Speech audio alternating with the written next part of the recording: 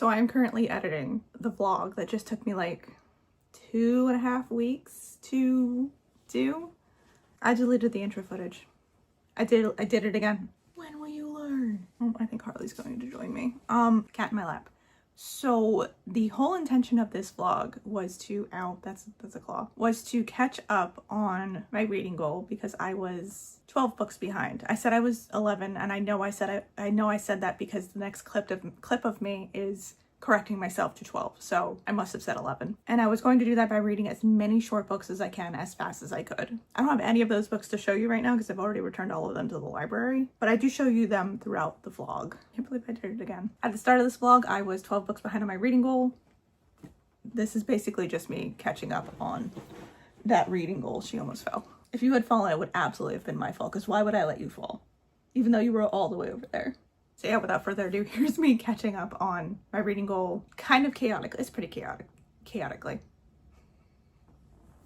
I gotta stop deleting footage. Okay, so first correction, I'm 12 books behind on my reading goal. Now I'm 11 because I finished But Not Too Bold, but I was 12, and I finished But Not Too Bold, and I'm giving it a 2.5 star, rounded up to a 3 on Goodreads, because I liked this, but it was not nearly long enough. And I think it would have been better if it hadn't been some kind of like mystery, crime, whatever. The mystery aspect of this, I feel like, detracted a lot from the actual, not plot, because the mystery is the plot, but the other side of the plot, which is the fact that this creature, whatever they were, the main monster of this, the monster part of the monster fucker, there was none of that, by the way. It was very PG? Yeah, I would say it's basically PG. I don't think there was any 13 in this. I'm losing my train of thought. Where was I? There are different beings that they actually said how to say her name correctly, and it one way was wrong and one way was correct, and I don't remember which way. Anathema? Hold on. They say how to say it. It's not anathema, it's anatema. Okay, so anatema. Anatema is part of these like ancient ones, which are different kinds of creature, like beasts, I guess, and she looks particularly human, but not quite exactly human, because she's also like a giant spider. She's taking brides and devouring them, and I guess trying to collect these memories to fulfill something, kind of. Someone steals something, the main character has to go figure out who stole it, or she'll be eaten too. The mystery part had a lot of hand-holding to it that I really didn't enjoy. I mean, at first I was like, why are you repeating yourself so much with certain aspects of this book? Because for how short it is, they repeated certain things a lot. And it turns out, I mean, it had to do with the mystery aspect of it, but you told me something last chapter, and that chapter was only like 8 pages. You don't have to tell me again. I got it the first time. This is such a short book.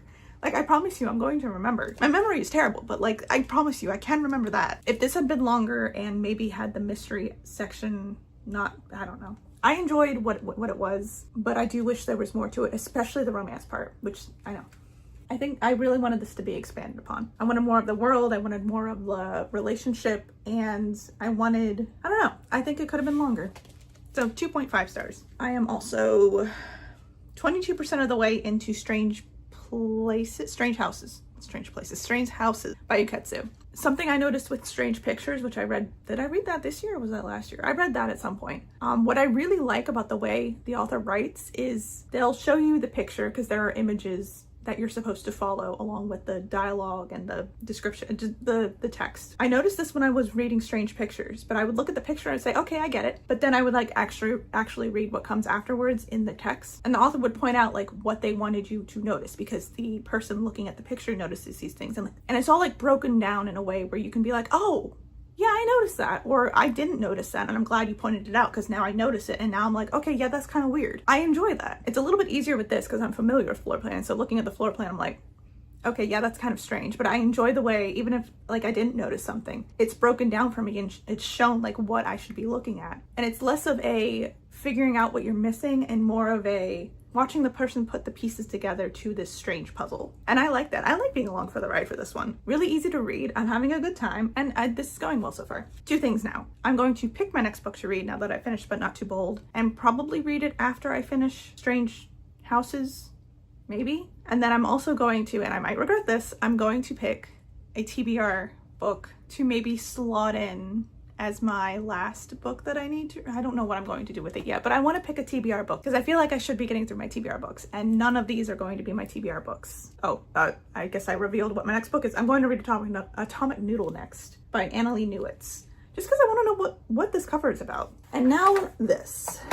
Please don't give me something super, how many books do I have that are like super long? I feel like I'm on a relatively good foot that not too many of them are super long. My longest one I think is Jonathan Strange and Mr. Norrell, which I have to read anyway at some point. So let's see what it gives me. All right, I'm not used to doing this left-handed.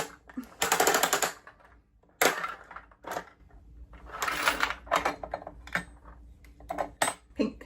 Okay, let me set this down.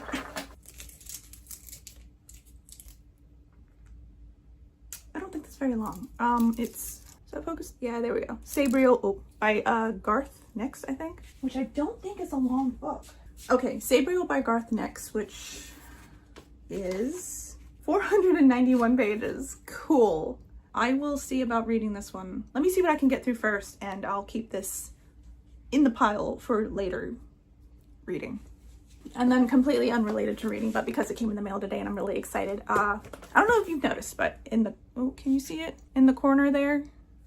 No, I guess you can't see it. I enjoy some K-pop, and one of my favorite groups just released like a collaboration with Sanrio. So naturally I ordered one. I don't know who I got, and I don't really have a bias, so I don't care who I got, but I'm just excited to see who it is without showing my address. I'm not sure how to, right there. Yeah, there we go.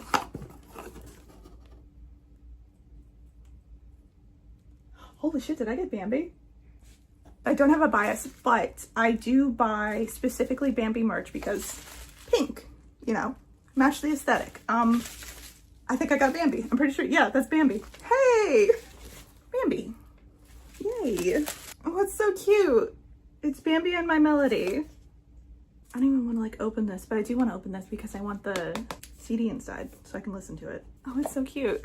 I think I need to get all of them now because they're so cute. Okay, well, anyway, thanks for indulging me. See you when I finish probably Strange Houses, maybe also Atomic Noodle, or maybe with just an update for Atomic Noodle. I haven't figured it out yet. I don't know what I'm doing, ever.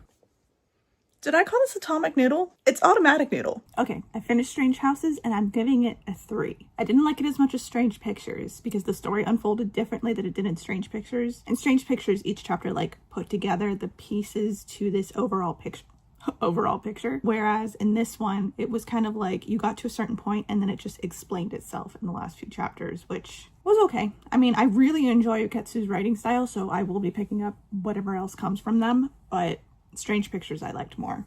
I also got about a chapter into Automatic Noodle, and I'm gonna be DNFing it. That entire first chapter was basically just info dump after info dump after info dump. I cannot remember anybody's name.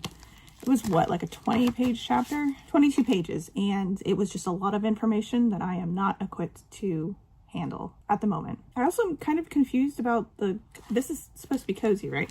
Yeah, cozy near future novella about a crew of leftover robots opening their very own noodle shop. Except the very last sentence of the first chapter is, then he smoothed out a rectangular self-inflating mattress which shipped air and swelled up like a corpse.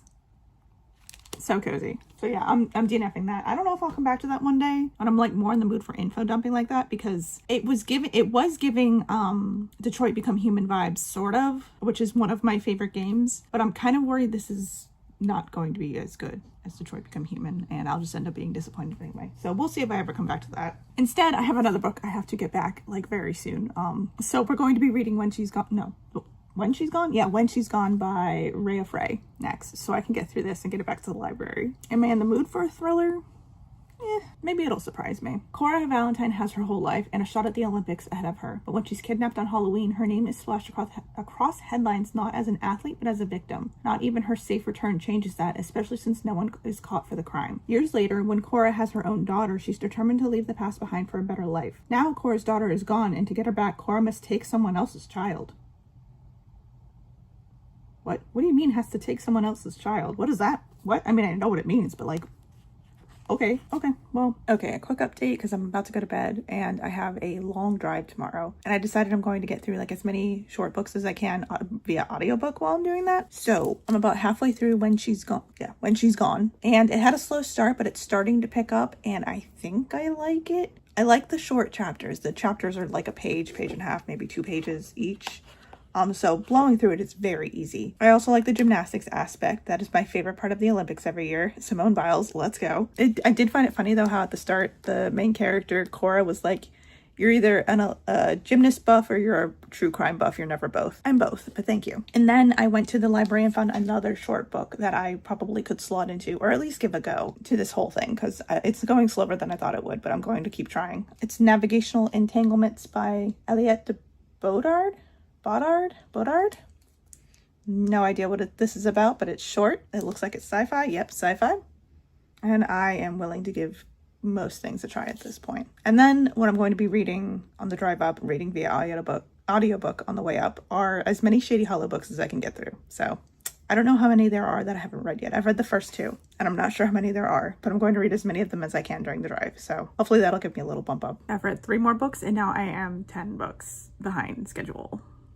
I finished And When She's Gone, When She's Gone by Rhea Frey, and I ended up giving it 3 stars. It didn't really do anything like groundbreaking for me. I was able to guess things relatively easily. There wasn't any twist in here that I was surprised about. But I really like the way Frey writes, and I really like the gymnastics aspect of it. That was fun. I didn't really care too much about the mother-child aspect of this, and I think that's mainly what Rhea Frey writes, is like mother-child things. I'd give another thriller another go if I can find one. I also managed to get through 2 Shady Hollow books. Mirror Lake and Twilight Falls. Mirror Lake I gave a 3, and Twilight Falls I gave a 2. It seems like it goes between like stories that don't, it's like every other one is set up in a way where like it's not completely obvious what's going on from the start. I don't know, I thought Twilight Falls was way too obvious with its setup. Meanwhile, Mirror Lake was a lot of fun. So this might be a reoccurring thing where I just go back and forth on them. But I'm going to continue. I think I have 1 or 2 more and then short stories, but I will continue on with those. First though, I think I'm going to start The Salt Grows Heavy by Cassandra Khaw, because this is due back at the library and I need to get it done. So relatively short, I should be able to knock this out super easily. And then I will not be reading Jonathan Strange and Mr. Norrell for my Buzzword-a-thon pick because it's 1,000 pages and I just don't have time for that. So instead I'm going to be reading Fever, 1793? Yeah, 1793, because short, easy to read. It's about a pandemic. Well, not a pandemic, an epidemic. And despite having lived through a pandemic myself, I still find pandemic books super interesting. So I think I'll also fly through this relatively fast. It's also been a minute since I've read a Laurie Halse Anderson book. There she goes. And I don't know what I'm going to read following that. I don't know if I want to read something cozy, because I have 1 cozy book. I have 2 sci-fi books, 1 thriller book, and then I don't know what Seed is about at all. I think it's a horror. So I have 1 thriller, 2 sci-fi, 1 cozy, 1 horror, and then I have Sabriel, which I might save because it's a little thick. I mean, the text is relatively large, so maybe that'll be fine, but I want to save it until I've got more of a dent in my books behind amount. She's back. We'll see what happens. Okay, I finished The Salt Grows Heavy by Cassandra Khaw, and I'm giving it 2 stars. If this had been longer, I think it would have been better. You are actually kind of like thrust into the story after the fact of like her children having destroyed the kingdom, and the prince is already gone. He's been eaten. Like he's gone. That you literally discover that on the first page. He's gone. The plague doctor's already there. They're already like talking and stuff, and it's basically them setting off to discover these children, and then it's just kind of like it's like it almost feels like it was plotless. There kind of wasn't really a plot to it. It seems like there would be based on this, but I don't know. If this had been longer, I think I would have really liked it, but it's just not enough happening in such a small book, which I guess some people would love. As for Fever 1793, I'm only about 1/4 of the way into it. I'm taking this a little bit slower than I probably should, considering it's literally got like huge text. This is, I think, a middle grade book, but I'm about 1/4 of the way into it and I'm really enjoying it. Maybe I'm just trying to savor it, but I'm having a good time. During the summer of 1793, Maddie Cook lives above the family coffee shop with her widowed mother and grandfather. Maddie spends her days avoiding chores and making plans to turn the family business into the first the finest Philadelphia has ever seen. But then the fever breaks. Disease sweeps the streets, destroying everything in its path and turning Maddie's world upside down. At her feverish mother's insistence, Maddie flees the city with her grandfather. But she soon discovers that sickness is everywhere, and Maddie must learn quickly how to survive in a city turned frantic with disease. I mean, that goes farther than I'm in so far, because she's just gone to tea with her mother at a like higher end family's house, and there are 2 daughters, and one of them has just gotten sick, like all out of nowhere. She just, I guess not out of nowhere, because when you first meet the sister, or the daughter, sister, there's 2 of them, she's kind of like shown as being not having slept much and maybe not feeling well, but it escalates quickly during tea. Yeah. Why are you yelling? Hi, honey. My orange cat has joined us. I always find these kind of things interesting though, which I think I mentioned before. I think this is going to go well. I like historical fiction, even when it's middle grade, and I like a historic plague setting or something like that. I read another one. I don't think it was it Yellow Fever? I've read it such a long time ago, by Makiia Lucier, and the title is escaping me at the moment because I read it such a long time ago. I need to reread that one. But that was another one I really enjoyed. I've read a lot of historical sickness books that I really enjoyed. Maybe I have a niche, but this is going really well. I might pick up the next Shady Hollow in addition to continuing this. And then I don't know what I'm going to read next. Let me finish this and the Shady Hollow book, and I'll figure out what I want to read after that. Whole new perspective. You are in fact inside of the cabinet at the moment, because I gotta make a coffee. I'm going to be late, but I wanted to do an update because I'm not entirely sure if I'm going to have time to do it later, and I might blow out a couple more books as I go. But I finished Fever 1793 by Laurie Halse Anderson, and I gave it 4 stars. I really enjoyed the way this like played out. It was less about, I mean, it was about the yellow fever obviously, but it was a lot about the way the people in Philadelphia had to contribute in order to help combat this plague, even though they didn't know where it came from. They didn't know what was they didn't know what was causing it. They didn't know how to treat it properly. Medicine was abysmal at the time, and they were under the impression that African Americans didn't get it or weren't as likely to get it, which was not true. And they do actually explain in this, both in the information in the back and like throughout the book, that even though the theory was that African Americans weren't as susceptible to getting the disease, they were witnessing the fact that that wasn't true. And I really enjoyed the way this played out. I've also started a buddy read with my friend of Greenteeth. Shoot, who is Greenteeth by? I need to go get my reader. Hold on. Greenteeth by Molly O'Neill. I think that's pronounced. I haven't actually started it yet, but we're getting ready to go into this. So I'll include this in this readathon because it's short and it'll count towards my reading goal. I have only ever encountered Jenny Greenteeth in fan fiction before, which is a wild thing to say, but I have and always have read a lot of fan fiction. I'm sure I've read Jenny Greenteeth in something else, but not to the point where it like stuck in my head that yes, I have read Jenny Greenteeth in a novel before, so much as I have absolutely read it in fan fiction. So this is interesting to me. I am also about halfway through Summer's End, which is the Shady Hollow 4th? That wasn't a sentence, which is the 4th or 5th Shady Hollow book. I think it's the 4th. I'm blasting through them so fast I can't actually remember where we are. And this one actually might be my first 4-star in the Shady Hollow series, and yes, it is because I am incredibly biased. We're following Vera, and she's taking a local school group to an archaeological site to witness a Summer's End type event when, of course, murder happens. A body is discovered. We're assuming it's murder. We're not actually far enough to decide whether or not it was actually murder. I have my theories. But yeah, you are getting me with the archaeology. Don't think it'll be a 5. It's not quite entrapping me enough to be a 5, but I think it might be a 4. And then, because I might be MIA for, I don't know, like a day or 2, maybe 3, I've got a lot coming up, so I'm just trying to get through it. I'm going to also be reading I'm Thinking of Ending Things by Ian Reid, because this is due back very soon, and I need to get through it. Since it's an edgy, haunting debut. I would like to be spooked. I will get back to you when I have some of these done, maybe not all of them, maybe all of them, and we'll see how I go with the brain. I'll update you on how many books I have to read to catch up. Okay, yeah. All right, since you've last seen me, I've finished 2 things, I've started 3 things, and I've DNF'd 1 thing. Let's start with what I finished. So I finished Summer's End by Juneau Black, and I gave it 4 stars like I was anticipating.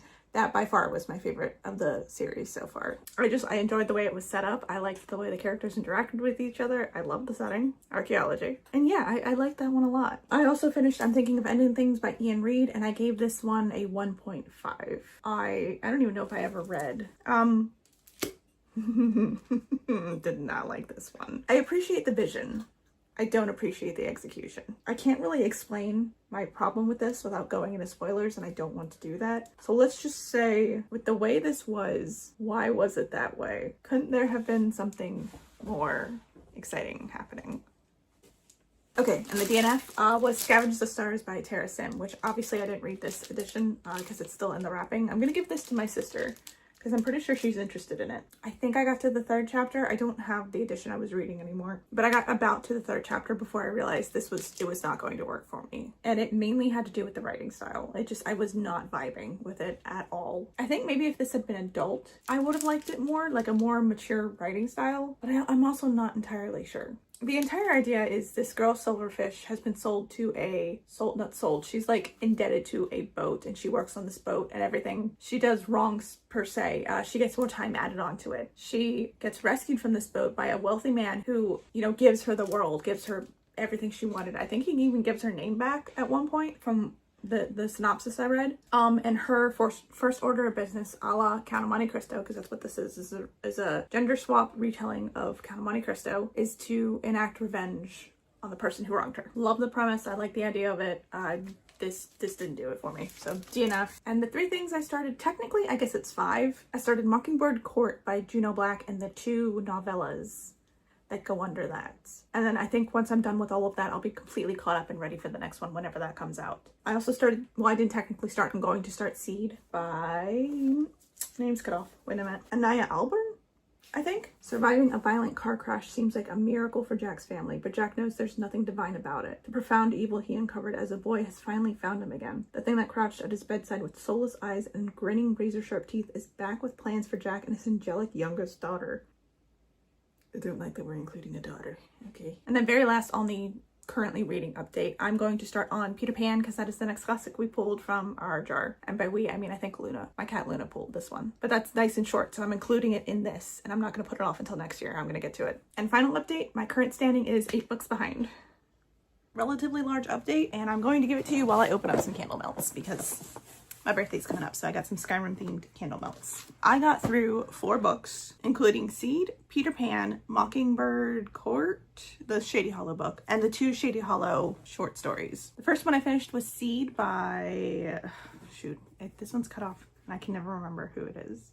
Ania? Yeah, Ania Ahlborn. And this kind of reminded me a lot of a book I read earlier in the year, My Best Friend's Exorcism by Grady Hendrix, in the sense that like there's possession in both of them, the devil is involved. And this wasn't as bad as I thought it was going to be based on the premise that I read earlier. I ended up giving it 2 stars because while I did find it relatively well paced, I have it backwards, there was just something missing from the whole storyline. I got moments where I was like, ooh, okay, I'm enjoying like the way this is spooky, and having moments where it's like, what is going on? But then it would circle back around and I just wouldn't be interested again by what was going on. You know, you think a child being possessed by something that the father was also possessed by would be a little bit more interesting. The ending shocked me though. I will say the ending got me. I was not prepared for that ending by any means at all. I finished Peter Pan, and you know, it was pretty standard to the tale that, you know, I grew up knowing from Disney. I enjoyed it more than I thought I would. I got more than I thought I did.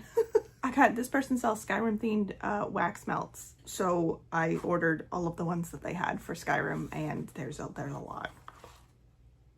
Ooh, it smells really nice though. This is Riften Market. This maple apple bourbon, wild mountain honey, and caramel tobacco. It smells really nice. Another World aromas. They have a bunch of different fandom themed ones, but you know, I'm a Skyrim bitch. Sweet Roll does not smell as sweet as I thought it would be. That's nice. I don't like super sweet scents. Oh, these are nice. Harley is screaming her little heart out. I'm gonna go let her out real quick. Anyway, the only thing about Peter Pan is it's very much a product of its time with the way it treats Native American. I don't even, are they Native Americans if this takes place technically? Well, it's Neverland, so technically it doesn't take place anywhere. They just happen to have indigenous people. So I guess they're not Native Americans, they're just indigenous people. And Peter Pan takes place in the Wendy, the Darling children are British. So I guess they're just native to Neverland. But how did they get there? Anyway, it's definitely a product of its time. And then I also finished the last Shady Hollow book, Mockingbird Court, and the 2 short stories Phantom Pond and Evergreen Chase. I gave Mockingbird Court 3 stars, Evergreen Chase 2 stars, and Phantom Pond 3 stars. That makes sense, because I didn't really like Evergreen Chase. I thought that one was a little too convenient in the whole mystery, which kind of is like a problem I have with the series as a whole, is it just seems very convenient the way the series, the mystery wraps up. But I guess that's what you get when they're cozy mysteries and they're not set in a different place every single time, which might be why I like Summer's End so much, because it was set in a different place and it did kind of throw me off kilter because there was just all this new stuff. Phantom Pond, I gave a 3 because I did like the way that one ended up wrapping up. And I really liked, okay, the thing about this series as a whole is I love the way the things are described. It is very cozy. The food descriptions are great. I like the small town vibe. And if it didn't have a like murder mystery aspect to it, I think I would actually like it more.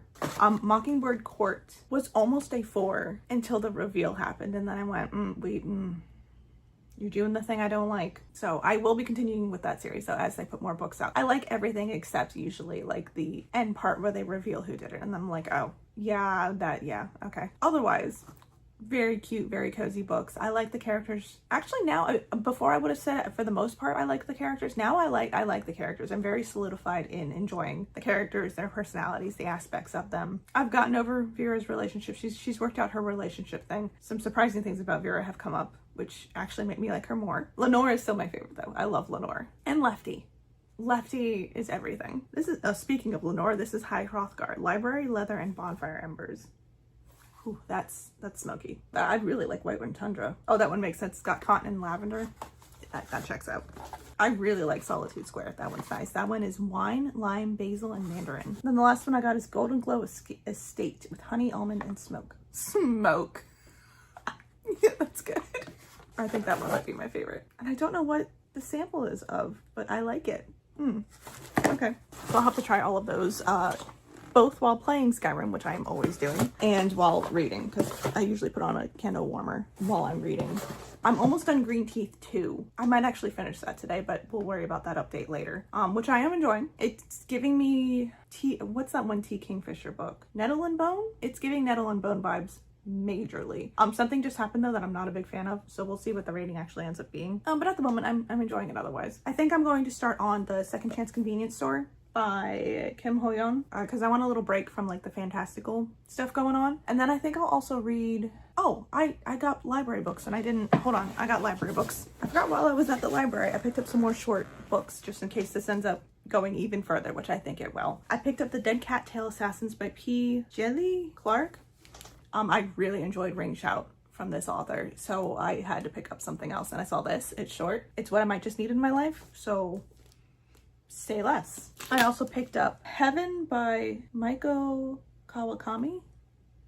Again, short. I have no idea what this is about. I have no idea what any of these are about. I'll hold off on reading the synopsis until I actually read them, but just know, I never know what I'm doing or what I'm reading. And then I got The Summer I Turned Pretty by Jenny Han because I enjoyed To All the Boys I Loved Before. It's the only thing I've ever, wait, is it the only thing I've read by Jenny Han? I feel like I might have read something else by Jenny Han. Did they write that like Burn series with somebody else? Was that Jenny Han? Anyway, I haven't read this. It seems like it's very short. It's like a popcorn read or something like that. It'll be a nice break from some of the other things I'm reading. Change plans. I'm DNFing The Summer I Turned Pretty by Jenny Han.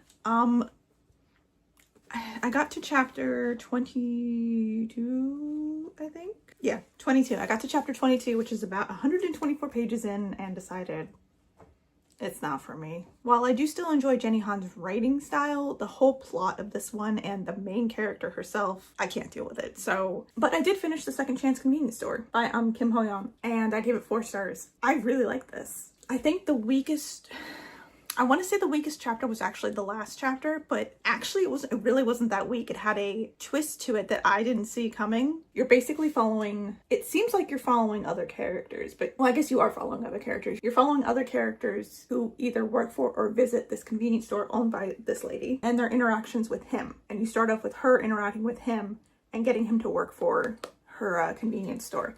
he has amnesia. He doesn't remember who he is. He doesn't remember his name. He doesn't remember his background. He doesn't remember anything. And he goes to work for this convenience store. And the only clause is like he has to stop drinking, which is what caused his amnesia in the first place. So as we're going and we're seeing him interact with all these people, we get a chapter from the perspective of different people as we go through the book. And as we go through those, we get glimpses into him as he's recovering who he was himself and how he's helping these people who come into the convenience store for one reason or another. And then the last chapter is him, and we get his story. And it was really interesting. I really enjoyed this. Very easy to read. I tend to be wishy-washy when it comes to translated works, but this was good. So the next two on the agenda that I'm going to try are Heaven by Maiko Kawakami, and also The Dead Cattail Assassins by P. I really gotta go look up how to say that. All right, I finished both Heaven and The Dead Cattail Assassins. I gave Heaven a 2.5 and Cattail Assassins a 4. Heaven was one of those translated works that I think I struggle a little bit with because it was a little blunt and a little dry. Overall, I wasn't that invested in, I was invested in the story and then I wasn't, because it got to like maybe the halfway point and I started thinking, no, it wasn't the halfway point. It was farther along because something happened between him and the girl he's friends with where I went, there's an aspect of the boy's life that could change for the better for him. Like it could literally keep him alive in certain aspects. And if you've read this, you know what I mean. Something happens where his mother is like, oh, well, at least it wasn't something else. And I'm like, oh yeah, that would kill him. And the girl Kojima like doesn't even think about that, even though I'm not, maybe she's not aware or she just doesn't care, but I didn't, at that point I was like, The Dead Cattail Assassins, however, gets a 4 from me. I didn't like it as much as Ring Shout. There was more action in Ring Shout, and I really enjoy the way P. Jelly Clark writes action scenes. There was action in this, don't get me wrong, but there was, I think, more compelling action in Ring Shout, so I liked that better. However, I think Aveen, who is the main character in this one, is one of my favorite characters ever. I love the way P. Jelly Clark writes his characters. She was so funny. I loved her. And then I ended up switching to the audiobook like 25% of the way in. The audiobook narrator for this one, their name is Lynette something Freeman. I don't remember what the middle initial is. I'll put it like here. It might be my favorite narrator ever. They were just so good at it. I was able to keep the characters apart because they were really good at doing the voices, their inflection on the way they read the book. It was just so good. And now I want to read everything they've ever done, and I will be reading further things that they release that I'm interested in. Maybe even things I'm not interested in. Just like I'm obsessed with that narrator now. Let me go check and see where we're standing on my reading goal, and I'll decide what I want to read next. Pause a second. Okay, I am still 3 books behind, so I guess I'm just gonna put a bunch of stuff on my currently reading and just knock out stuff until I either catch up or I'm back with another update where I'm still behind. So I'm going to do Sabriel by Garth Nix. Then I'll also be trying Navigational Entanglements by Aliette de Boddard. Phone ran out of memory, so picking up where we left off, memory. I'm also going to be reading These Memories Do Not Belong to Us by Yiming Ma, I think. And then because I like having audiobooks all the time, I'm also going to be reading The Perfect Nanny by Leila Silmani. I'll probably be done with this one first. I'm just going to put all of those on my currently reading, see what happens, and when you see me next, I'll either be caught up, hopefully I'll be caught up. I finally caught up. Will I be 1 book behind again tomorrow? Yeah, but at this very moment, I'm caught up. And that means we're done. We're done with this vlog specifically because this is what I set out to do. It took me 1, 2, 3, 4, 22, 23, 24, 25 books to catch up. Were some of those DNFs? Yes. But I gave 25 books a try. Okay, first things first, the last stretch of things I read in order to catch up that I didn't already update you on last time. I finished The Black God's Drums by P. Jelly Clark, and I gave that, I think, a 3. Yeah, I gave that a 3. I know I always say this, it needed to be longer. I really enjoyed the world building in this one, and I really enjoyed the way P. Jelly Clark writes steampunk, but it was way too short. Like, I couldn't get into the plot because I knew it was going to wrap up fast, and it was interesting enough, but it wasn't as good as like Ring Shout remains top tier. I love Ring Shout. Then I read The Perfect Nanny, and I gave that one 2 stars. The very first chapter explains what's going to happen, and then from there it's kind of like less of a story about the main character, the nanny, working towards the point we see in the very first chapter than it is just, it kind of is, but it's more like a what are they called? character study. It's more like a character study of her. I don't know. I didn't like the way that one was laid out too much, and surprisingly I did find the character study part interesting, but it just didn't impress me enough to be more than 2 stars. Following that, I read These Memories Do Not Belong to Us by Yiming Ma, which was not at all what I thought it was going to be. I went into this one thinking it was going to be more of like a story about a character going through this world where people can share memories and everything you think is like censored, your memories are censored. You can inherit memories from your parents, but it has to go through censorship first. I thought it would be more about the character navigating that. Instead, we're literally getting the memories that this guy inherits from his mother that are illegal. And admittedly, the memories ended up being really interesting, but it is not what I thought it was going to be. I still gave it a 3. The memories were interesting, and the stories and the way they all interconnected was interesting, but this is not what I thought it was going to be, and I'm sad about it. Give me the dystopian. I want to relive the early 2010s. No, I don't. And then the last thing I read to catch up was A Sweet Sting of Salt by Rose Sutherland, which I did not mention in the last update. And this is a sapphic retelling of, I think it's a fairy tale, a Selkie fairy tale that I have never read before, so I don't know the source material, wherein the midwife of the story falls in love with the Selkie and helps her escape her abusive husband. I liked it. I didn't like it enough to give it more than a 3. I enjoyed the start and the middle, but towards the end we started getting into things where I was just kind of like, I'm not having as good of a time anymore. So it started off as a 4, went down to a 3. It was very atmospheric, so if you do end up going into this, I recommend reading it during the colder time, like now. It takes place during winter, so it's got like those chilly, gothic, atmospheric vibes that really were a lot of fun. I think the best thing about this book was the atmosphere. We're following our main character, Jean, who is a midwife, and she hears something in the forest, I guess. Finds out it's a woman who's in labor that she didn't know was pregnant. This is a very small village. She knows everybody who's pregnant. She didn't know this woman was pregnant. She finds her, she takes her back to the house, she helps her give birth, finds out she's the wife of a fisherman who lives out in the woods who had not told anybody about his new wife or that she was pregnant. They knew he had a new wife. They knew he showed up with a new wife, but he didn't talk about her. She didn't see any of the people. She was kept in seclusion and no one knew why. Now she's met Jean, and the carefully curated existence of this woman by her husband starts to unravel. I did like the overall way this was written, and I like the prose. So if I find anything else by Rose Sutherland, I'm going to be picking it up. I think I really just had trouble with the end portion of the structuring of this. But overall, I had a good time. I love the vibes. I love the gothic atmospheric vibes. That is a big thing for me. So 3 stars. Big overall wrap up. Not sure how I'm going to edit this, but I'll probably just cover the screen and all the covers as I usually do, but you probably will stop seeing me at some point. We've got a 3-star, a 2.5 star, a DNF, a 3-star, another 3-star, a 2-star, another 2-star, a 4-star, another 4-star, another 3-star, another 3-star, a 1.5 star, another DNF, a 2-star, a 3-star, a 2-star, a 3-star, a 4-star, another DNF, another 4-star, a 2.5 star, a 3-star, a 2-star, a 3-star, and one more 3-star. And now I'm gonna go do my end of the year reading. And then whatever else comes along. So that's it for this one though. So thank you for watching. Bye.